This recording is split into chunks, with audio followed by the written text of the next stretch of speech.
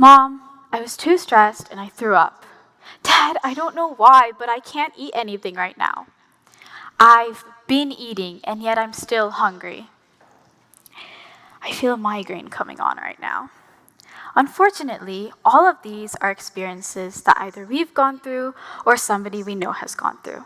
Maybe we're stressed, maybe we're tired, or maybe we're just frustrated.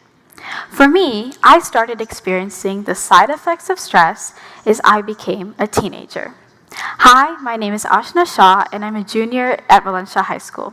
Today, I'm going to be sharing a technique that I use to deal with stress. So, as we know, becoming a teenager is different for everybody.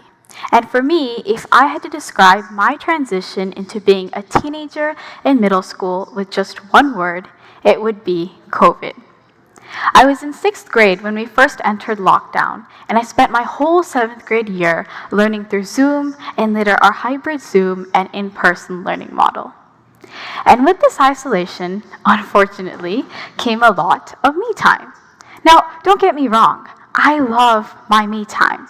But that also meant that I got ample time to worry about small things, such as whether my teacher would mark off points for a spelling mistake on an assignment that was graded for by completion. And if you're wondering, she didn't.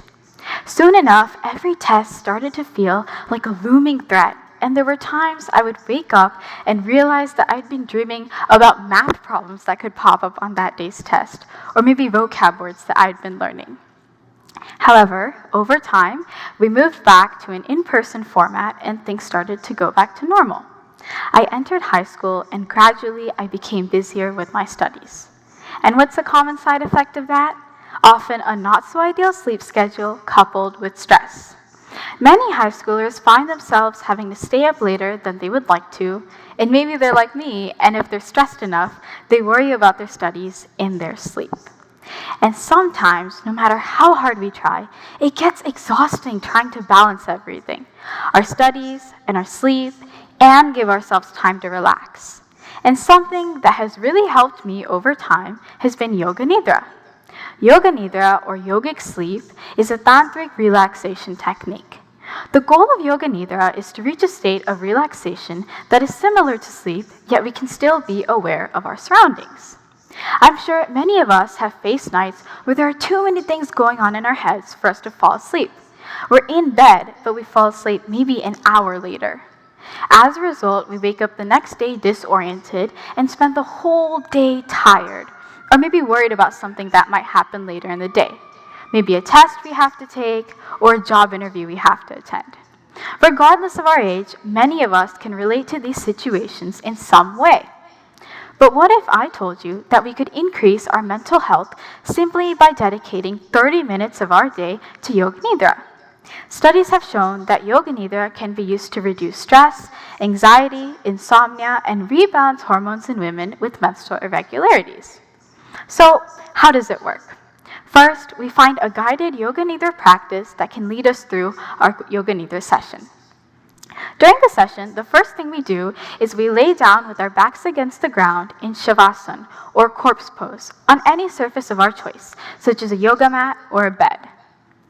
Then, we create a resolution or a sankalp and repeat it to ourselves 3 times. For example, I might tell myself, I matter, or I am content. Then we move on to the rotation of consciousness, where we bring awareness to different parts of the body through visualization techniques. Following the rotation of consciousness, we move on to breathing, where we visualize the air as it circulates throughout our body as we breathe in and out. Next, we do some more visualization where we focus on a point right behind the forehead and imagine images as instructed to do so. Following this, we repeat our resolution 3 more times and then focus on things around us, such as sounds in the room. Lastly, we slowly move every part of our body, and when we are ready, we sit up and slowly open our eyes. So let's try an example of the rotation of consciousness for ourselves. I want you all to close your eyes and sit back in your seats and relax. Imagine that there's a ball of golden light floating in front of your forehead. This ball of light is now shining on your forehead. Now your left eye, your left ear, your right eye, your right ear, your nose, your cheeks, your lips, your chin, the top of your head, the back of your head. Your whole head is bathed in golden light. Now, when you are ready, slowly open your eyes. Congratulations! You just did an example of what we call Yoga Nidra. So as you can see, Yoga Nidra is not like typical yoga and does not require us to be flexible. You can't do it wrong, and anybody can do it at any time in any place. So you might be wondering, how can this help me with my stress or insomnia? Well, studies have shown that when we do Yoga Nidra in the mornings, our sympathetic nervous system, the one that reacts to stress, decreases activity. And as a result of the increased activity of the parasympathetic nervous system and the decreased activity of the sympathetic nervous system, we can have better slow wave or deep sleep. And as a result of getting better sleep, we have a heightened ability to learn, remember things, and pay attention. Another thing that happens, simply put, is that doing Yoga Nidra relaxes us. And this helps us combat our stress and anxiety because it is the exact opposite of stress's disruptive internal processes. While it may not cure it, Yoga Nidra can definitely help us improve it. It is said that 1 hour of Yoga Nidra equates to 4 hours of sleep. Now, when we do Yoga Nidra, we are not actually asleep as we are still aware of our surroundings, but it can relax us.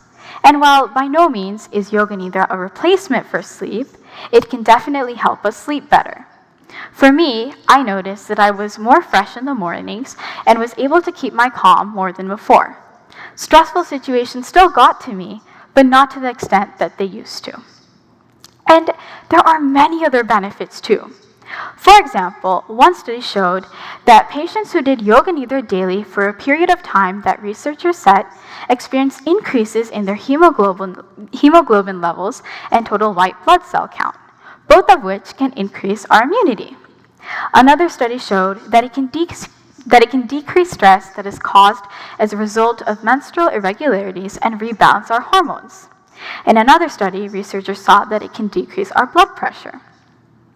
And the best part is, we have a plethora of Yoga Nidra guides at our fingertips. All we have to do is type Yoga Nidra into a search engine, and we are provided with plenty of videos of people who will guide us through our Yoga Nidra practice. So today, I encourage you, don't just take my word for it. Try it for yourself, and I hope that the next time you feel overwhelmed, you have one more tool in your toolbox that you can utilize to improve your journey and win the war, one battle at a time. Thank you.